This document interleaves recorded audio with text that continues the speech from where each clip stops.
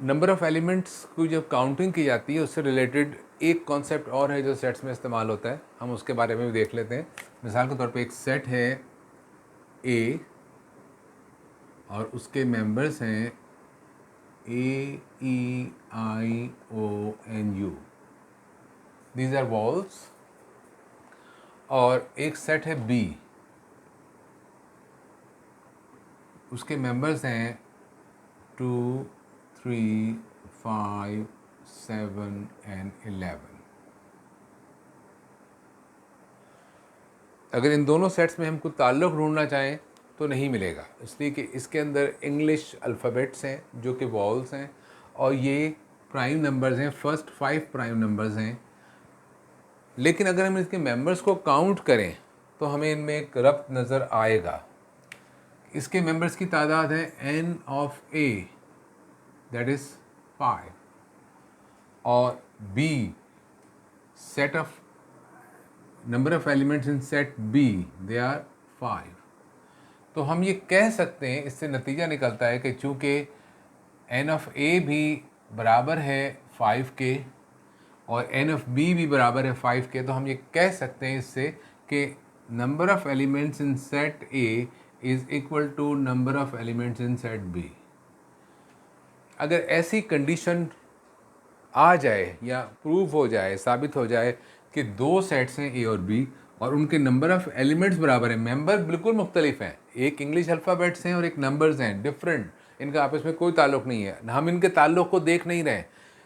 इस स्टेज पे हम ये नहीं देख रहे कि सेट्स में क्या है, ये नहीं हमें मालूम, हम सिर्फ काउंट कर रहे हैं, गिन रहे हैं, चाहे वो बर्ड्स हों, चाहे ये स्टोन्स हों, चाहे वो कोई फूड की बात की जाए, व्हाट्सोएवर, सिर्फ काउंट की जा रही है। तो अगर काउंटिंग के अंदर जो नंबर है वो इक्वल आ जाए तो फिर हमारे पास एक फिनोमेना पैदा होता है, इसको हम कहते हैं इक्विवेलेंट सेट। तो हम इसको कहेंगे कि ए एंड बी आर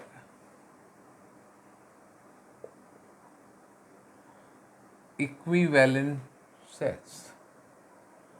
और नेचुरल सी बात है, अगर दो सेट्स मुख्तलिफ तादाद में मेंबर्स रखते हैं तो वो नॉन इक्विवेलेंट सेट्स होंगे। ठीक है, इसके लिए यहाँ क्वेश्चन है आपकी किताब में, मैं चाह रहा हूँ उसको भी आप जल्दी से देख लीजिए। एक्सरसाइज 17.1 ही चल रही है and this is question number 5। इसमें क्या है कि write an equivalent set, an improper subset and a proper subset. इस चीज़ को अभी आप नहीं कर सकेंगे, सिर्फ इक्विवेलेंट सबसेट की बात हो रही है। तो इसमें एक सेट है P और इसके मेंबर्स AEIOU ही हैं, इत्तेफाक से, मैंने इसको देखा नहीं था। और इसका कोई इक्विवेलेंट सेट लिखना है तो आप ये मत लिखिएगा, कोई भी एक सेट लिखिए जिसके अंदर 5 मेंबर्स हों, जिसमें 5 मेंबर होंगे वो P का इक्विवेलेंट सेट बन जाएगा। इसके अलावा यहाँ पे एक सेट दिया हुआ है Q, मैं वो आपके लिए इसको जल्दी से कर रहा हूँ। इसको जब तक हम ये चेक नहीं करेंगे कि इसमें कितने मेंबर्स हैं, हम इसको गिन नहीं सकते, तो उस वक्त तक हम इसको हल भी नहीं कर सकते।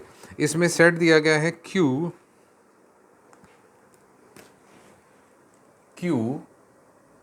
Q has got members X such that X belongs to integers and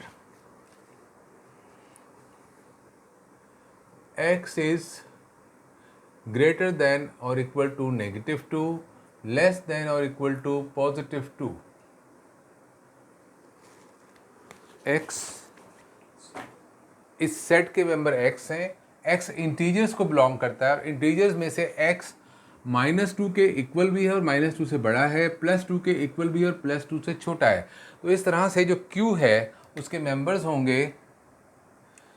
हमें अगर अंदाज़ा लगाना है कि ये सेट फाइनाइट है या इनफाइनाइट है तो वो तो हम अंदाज़ा लगा सकते हैं कि इसके सेट नंबर्स दोनों तरफ महदूद हैं, क्योंकि इससे बड़े लेने हैं और इससे छोटे लेने हैं एक्स के मेंबर्स, तो नेचुरली दोनों तरफ से ये बंद हो गया है, ये एक फाइनाइट सेट है। अब इसके मेंबर्स क्या होंगे, कितने होंगे? चूँकि ये -2 के इक्वल है तो हमें -2 को भी अपने आंसर में शामिल करना पड़ेगा, -1, 0, 1 और 2 तक, क्योंकि 2 के इक्वल भी है ये। तो देखिए सेट में कितने मेंबर्स आ रहे हैं, इसमें भी 5 मेंबर्स आ रहे हैं। आपको इसका एक इक्विवेलेंट सेट लिखना है तो आप जितने चाहे 5 लिखना चाहें 5 लिख लें, जितने भी चाहें, लेकिन आपको ऐसा सेट लेना है जिसके अंदर 5 मेंबर्स हों। कोई भी ले लीजिए आप, लेकिन और ज़रूरी नहीं है कि उसमें यही नंबर हो, कोई और नंबर हो सकते हैं, अल्फ़ाबेट्स हो सकते हैं, कोई नाम हो सकते हैं, कोई भी चीज़ें हो सकती हैं। तो ये आप इस तरह इक्विवेलेंट सेट मालूम कर सकते हैं। तो ये एक बहुत छोटी सी बात थी, मैंने कहा इसको साथ ही ख़त्म कर लिया जाए कि राइट एन इक्विवेलेंट सेट। ये चीज़ आप कर सकते हैं कि एक इक्विवेलेंट सेट लिखना है, क्योंकि आपको पता है कि उनमें कितने मेंबर्स हैं काउंट करके। ऐसा ही एक सेट लिखना है जिसमें 5 मेंबर्स हों, तो वो इक्विवेलेंट सेट बन जाएगा। Thank you very much.